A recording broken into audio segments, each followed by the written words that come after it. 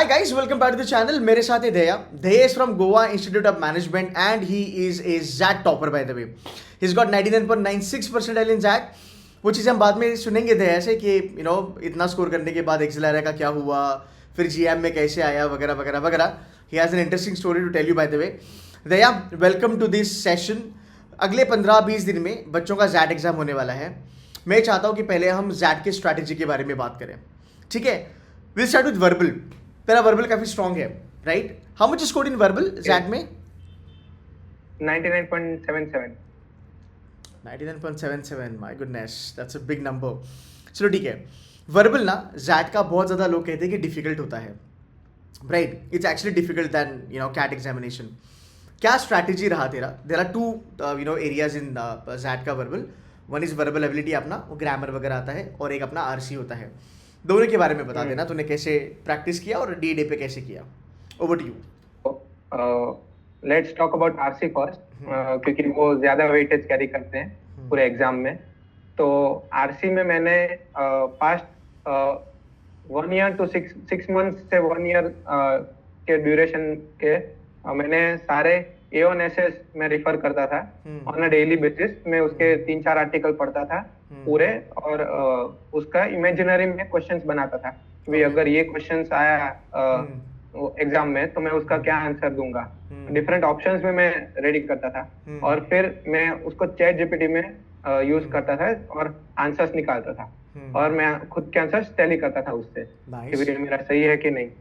तो RC game मेरा ऐसा स्ट्रॉन्ग हुआ. फिर मैंने मॉक्स भी कैट के बहुत सारे मॉक्स दिए थे, तो उसमें भी RC काफी डिफिकल्ट मॉक्स दिए थे मैंने. तो उसमें RC मेरा थोड़ा कैट के लेवल से थोड़ा ऊपर का लेवल का हो गया. तो वो हो गया. तो RC वैसे मैंने प्रिपेयर किया था RC के लिए. और RC में टाइम बहुत ज्यादा इम्पोर्टेंट है कि भाई तुम कितने टाइम में वो RC पढ़ते हो. इट्स नॉट नेसेसरीली अबाउट कि भाई तुम कितने RC अटेम्प्ट करते हो और वो, पर एक्यूरेसी भी मेंटेन करने की, और शॉर्ट टाइम फ्रेम में पढ़ के एक्यूरेसी मेंटेन करनी. तो उसके लिए प्रैक्टिस बहुत तुम्हें पहले करनी पड़ेगी, रीडिंग हैबिट बनानी पड़ेगी, और फिर तुम्हें लॉजिकल रीजनिंग भी, इधर भी लॉजिकल रीजनिंग. लेट्स से अगर कोई बच्चा है जिसका RC नहीं है अच्छा, है ना, because everybody is not good with the reading thing, right? So क्या मैं जो बाकी का चंक है मेरा वर्बल एबिलिटी वाला, जो 12 क्वेश्चन आते हैं वहाँ से, जो ग्रामर है, थोड़ा बहुत वोकैबुलरी है, पोएम है वहाँ पे, राइट, सेंटेंस करेक्शन है, क्या मैं वहाँ से निकाल सकता हूँ? क्या वो डुएबल होता है? What's your take on that? वो डुएबल तो होता है, पर मेजर चंक तुम RC के बिना 95 से अबव नहीं जा सकते. राइट. मुझे तो लगता है 92-93 भी नहीं जा सकते उससे अबव तुम विदाउट एनी RC, क्योंकि तुम अगर 100% एक्यूरेसी भी लेके आ गए तो भी तुम्हें डिफिकल्टी होगी. कट ऑफ क्लियर हो जाएगा ना सेक्शनल का? कट ऑफ क्लियर हो जाएगा, कट ऑफ क्लियर हो जाएगा. पर वर्बल स्कोरिंग सेक्शन भी है, क्योंकि तीसरा जो सेक्शन है डिसीजन मेकिंग, वो एक अलग सेक्शन है. उसमें तुम कुछ एक्सपेक्ट नहीं कर सकती है वो पहले से. तो अगर तुम्हें पहले से कुछ सेक्शन स्ट्रॉन्ग करने हो तो वर्बल और कॉन्ट 2 ही सेक्शन है जो तुम्हें पता है कि भाई नहीं, इसमें इससे ज्यादा तो कुछ नहीं आएगा. सो जो भी अपने RCs आते हैं, 4 या 5 RCs आते हैं, एक रफ नंबर बता सकता है कि सर 4-5 में से अपने 2 डुएबल निकल जाएंगे, या फिर 3 बहुत ज़्यादा डिफिकल्टी लेवल पे होते हैं? क्या रहा तेरा एनालिसिस ओवरऑल? मैंने खुद तो सारे क्वेश्चन अटेम्प्ट किए थे, 75 के 75 क्वेश्चन अटेम्प्ट किए थे. बाप रे. ओके. क्योंकि मेरा वो दिन अच्छा था. तो मोस्टली अराउंड 2 तो आराम से डुएबल है. भाई 2 RC तो हो ही जाने चाहिए. जिसने कैट के लिए ठीक से प्रिपरेशन किया हो, वो ZAT में 2 RC तो ऐसे ही निकाल लेगा, उसमें कोई प्रॉब्लम आएगी नहीं. हाँ. ओके.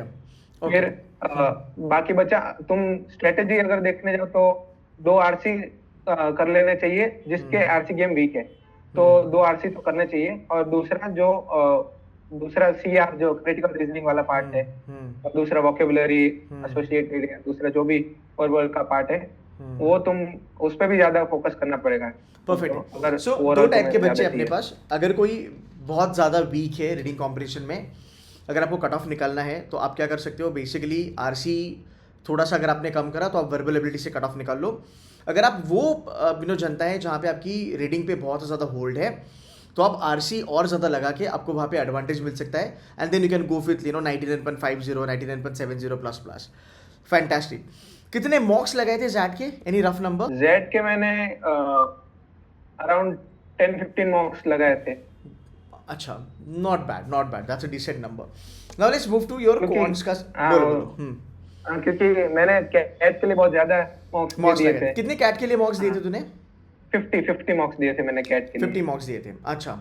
ओके, परफेक्ट है, परफेक्ट है। Do you mind sharing your CAT का स्कोर? क्या आया था कैट में? कैट में मुझे 89 परसेंटाइल था, क्योंकि मैं बहुत ज्यादा नर्वस हो गया था। अच्छा, ठीक है, उस पे मैंने ज्यादा लोड लिया था, वो इसलिए डीडे I पे होता decided- है। Understood, Yeah, understood. yeah, so I decided to Hmm. take it easy on that, and I only attempted around 15, 12, 13 odd mocks for that. Got it, got it, got it, ठीक है, not problem. अब quants के बारे में बात करते हैं। I think jet का क्वांट्स काफ़ी लेंदी होता है, वो कैट से डिफिकल्ट होता है मेरे ख्याल से। बट हाँ, तूने कैट 2023 दिया था, तो उसका तो क्वांट्स अलग लेवल पे आया था, तो वो जैट के लेवल पे हम बोल सकते हैं। बट अगर बहुत सारे बहुत सारे बच्चों का क्वांट्स एक्चुअल में वीक होता है, राइट, इनके लिए क्या स्ट्रैटेजी रहेगा? कुछ ऑब्जर्वेशन है क्या? PYQs रिपीट होते हैं? कुछ ऐसे एरियाज है, कुछ ऐसे टॉपिक्स है जहाँ पे क्वेश्चंस जेन्युइनली ईजी आते हैं? अगर थोड़ा फाइट मारे कोई स्टूडेंट अगले 20-22 दिन, तो क्या वो निकल सकता है? पहले तो मैं एक एडवाइस तो ये दूंगा कि भाई क्वेश्चन स्किप करना सीख लो तुम इसमें। ओके। इसमें सारे क्वेश्चंस तो अटेम्प्ट बहुत मुश्किल से होते हैं, मेरे भी कैसे हुए मुझे भी नहीं पता है अभी। पर क्वेश्चन स्किप करना सीख लोगे तो तुम्हारा बहुत फायदा होगा इसमें, क्योंकि एक क्वेश्चन में अटक जाओगे तो इसमें बहुत ज्यादा टाइम चला जाएगा। और हो सकता है कि भाई नेक्स्ट उसका क्वेश्चन हो जो तुम 30 सेकंड में कर सकते हो या 1 मिनट में कर सकते हो, तो तुम ऐसे क्वेश्चंस पे लूज आउट कर जाओगे क्योंकि टाइम कंस्ट्रेंट की वजह से। ओके, तो स्किप करके तुम देख लो, पहले पूरे क्वांट सेक्शन को 2 पार्ट में डिवाइड कर सकते हो तुम। तो भाई पहले आधा 20 मिनट्स को 20 नहीं, अपने क्वांट्स के क्वेश्चन 28 होते हैं लास्ट टाइम तक, इसलिए तुम उसके 30 मिनट्स ले सकते हो, 30-30। तो 30 मिनट्स में तुम मान लो कि भाई बस मुझे 30 मिनट्स है मेरे पास, तो उसमें जितने क्वेश्चन तुम अंडर 1.5 मिनट्स, मतलब 1.5 मिनट में जितने क्वेश्चन कर सकते हो उतने करो। 1.5 मिनट्स पर क्वेश्चन, उससे ज्यादा नहीं देना है।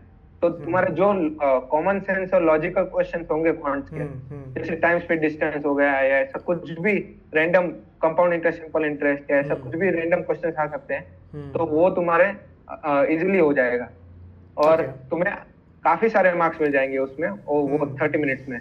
और नेक्स्ट 30 मिनट्स में तुम जो ABC अप्रोच लगाते हैं लोग, भाई ए में सबसे फास्ट जो हो जाता है वो करने के, बी में जो मीडियम मॉडरेट लेवल के क्वेश्चंस होते हैं वो करने के, तो बी में तुम ऐसा कर सकते हो कि भाई मॉडरेट लेवल में पहले करो, और सी एंड में कि भाई सारे सेक्शंस खत्म करके, हाँ सी फॉर एग्जांपल मुझे अलजेब्रा इतना बहुत ज्यादा पावरफुल नहीं था, तो मैंने अलजेब्रा के क्वेश्चंस लास्ट में किए थे।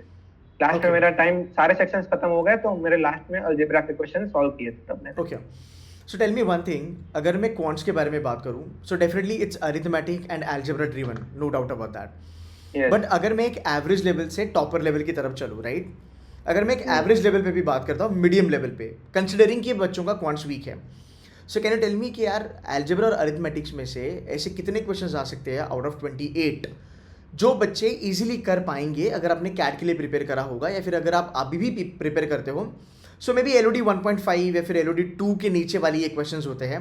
Can you give me a rough number? 28 में से अगर एकदम काम माइंड से एग्जाम देने जाओ तुम, तो अप्रोक्स 12-13 तो ऐसे होंगे कि भाई एकदम इजी लेवल के होंगे। हाँ, अगर कैट तुमने अच्छे से प्रिपेयर किया है तो वो इजीली हो जाने चाहिए। 12-13 क्वांट्स के क्वेश्चन। तेरा सेक्शन क्या था क्वांट्स में दया? क्वांट्स में मेरा 99.91।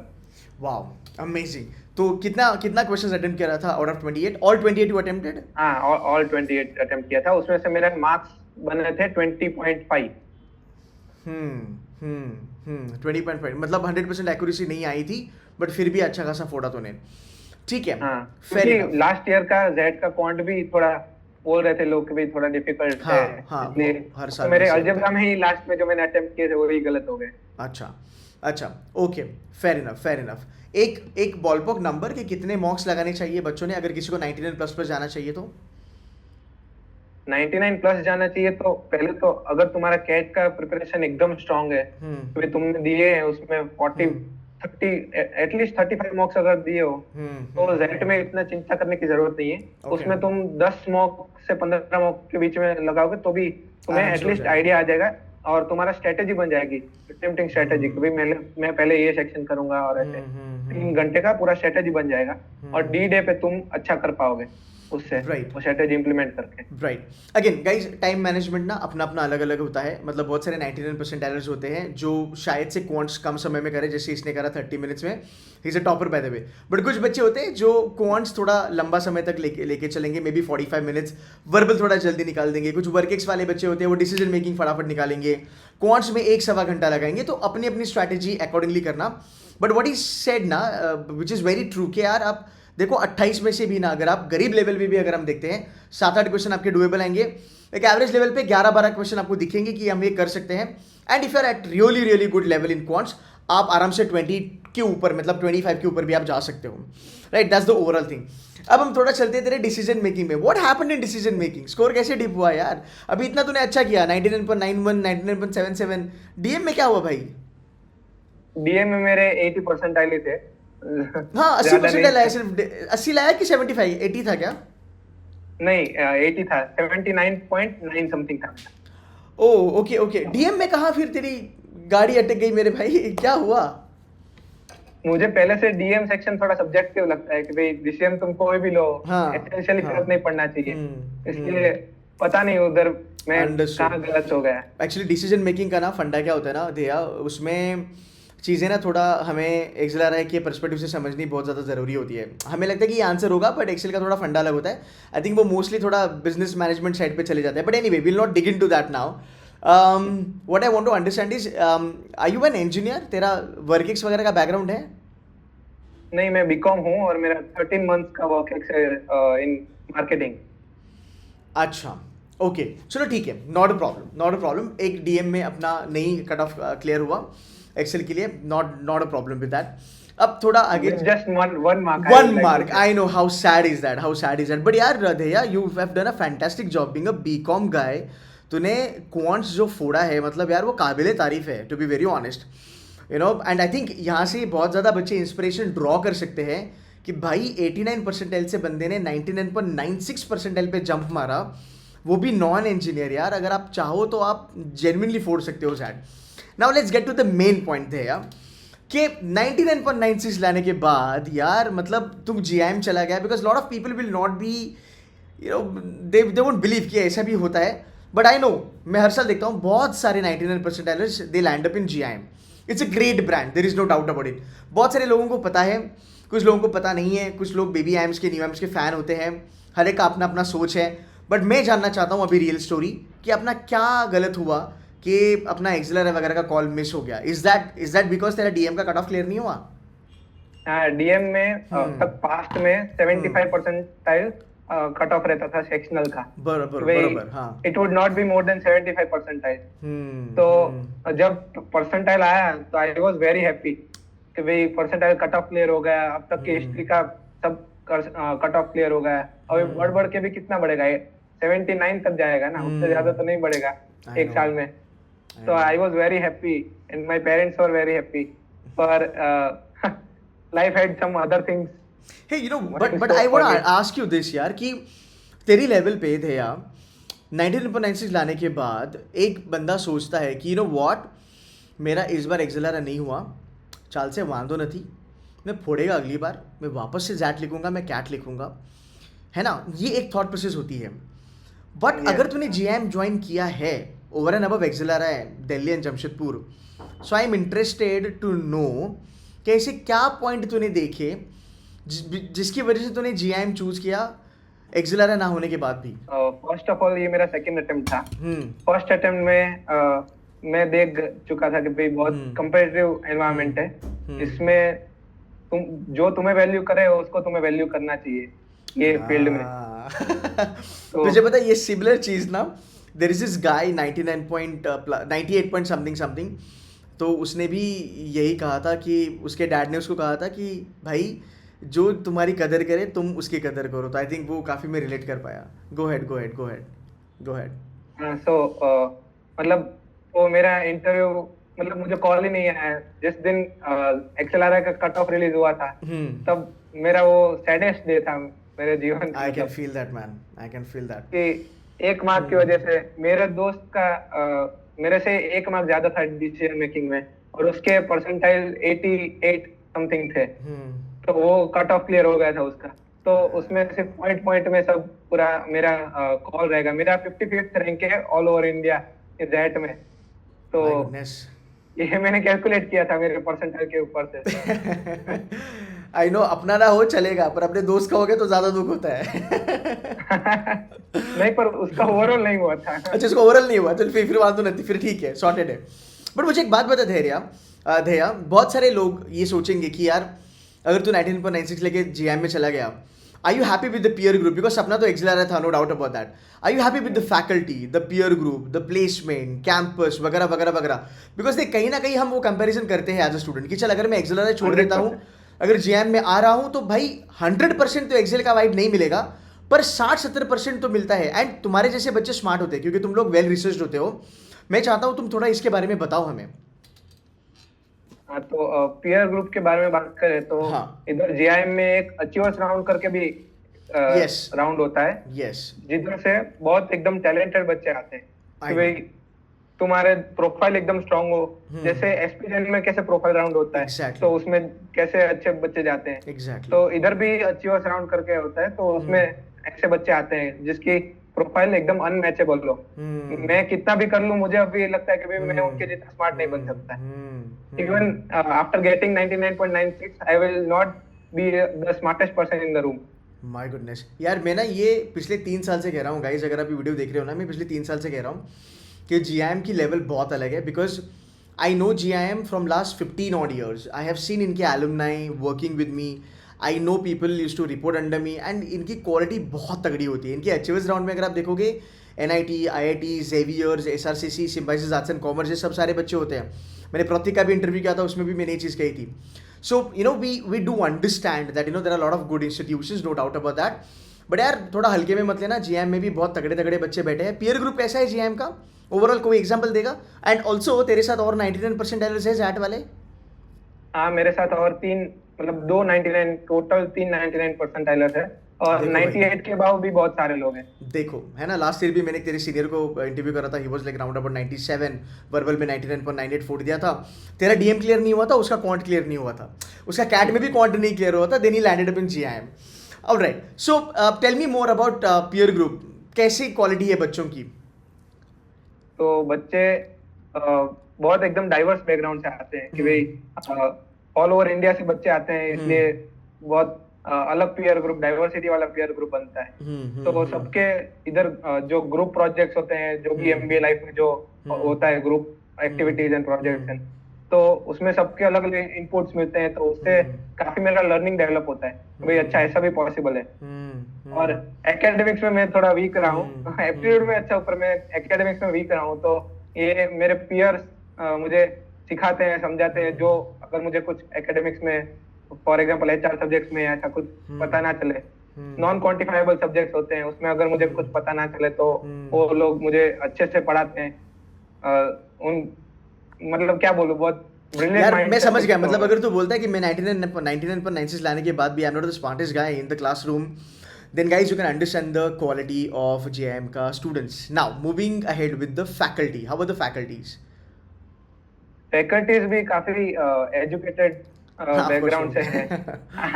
आई एम अहमदाबाद, बेंगलोर, कलकत्ता, लखनऊ, उधर से सबने पीएचडी और एमबीए किया है काफी लोगों ने। And guys I am sorry to cut you, मेरे बस दिमाग में आया गाइस, इसकी ना एसआईपी लग चुकी है।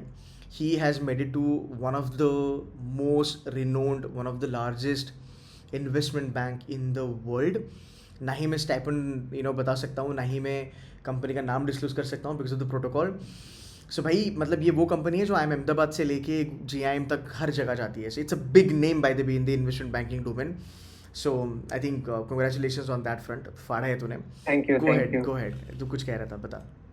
हाँ, फैकल्टी तो फैकल्टी की टीचिंग पेडागोजी भी बहुत अच्छी है कि भाई केस बेस्ड पूरा जैसे आईएम अहमदाबाद में होता है वही सारे मटेरियल्स इधर भी यूज होते हैं और फैकल्टीज ऑलरेडी आईएम अहमदाबाद से पढ़ के आए हैं तो उनको पता है उनका लेवल कि भाई कैसे उधर पढ़ाया जाता है, तो वही वो पेडागोजी इधर भी यूज करते हैं, पूरा केस बेस्ड सिस्टम रहता है पूरा और वो अच्छा है सब। तो दया एक बात बता, कैट से कुछ कॉल्स नहीं आए तुझे बेटा?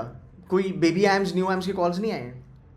नहीं, जनरल 89 में क्या कॉल? बट मेरे को एक बात बता, अगर आता लेट्स से तो क्या डिसीजन होता? अभी आपने डिस्क्लोज किया कि मेरी एसआईपी लग गई है तो अभी मैं एकदम बायस्ड वे में जाऊंगा। अगर आप पहले पूछते मेरी ना लगती एसआईपी तो पता नहीं क्या डिसीजन होता, तो कि मोर लाइकली मैं जीआईएम चूज करता है because of the peer group and diverse background. नहीं एक्चुअली ना जीआईएम की जो एलुमनाई बेस है ना that is extremely good. GIM का peer group is extremely good. देखो guys, we gonna be honest here, I am not saying कि हर एक बच्चे की टॉप प्लेसमेंट लगेगी जीआईएम वगैरह में, ये हर भी स्कूल में नहीं होता है। Let's be factual and let's be practical also. I know कुछ बच्चे जो बहुत अच्छा कर लेते हैं, कुछ बच्चे मीडियम लेवल पे आते हैं, कुछ बच्चे बॉटम लेवल पे आते हैं, but GIM as a brand is very much respected in the country, that is for sure. Daya, coming back to you, 15 दिन बचे हैं, what should be the strategy for ZAT examination? And by the way, 15 दिन से मुझे याद आया, अभी दया मेरे सामने बैठा है, 23rd December is the last date for GIM to apply through CAT examination. तो भाई वो डेडलाइन मत भूलना। तो अगर अपने CAT एग्जाम के थ्रू अगर आपको जाना है GIM, जिसकी कट ऑफ मेरे ख्याल से 87, 88 या 90 पकड़ लो आप, क्लोज बाय, हर साल चेंज होती है भाई, 23rd December उसकी लास्ट डेट है, फॉर्म भर देना। फॉर्म भरना चाहिए कि नहीं भरना चाहिए भैया?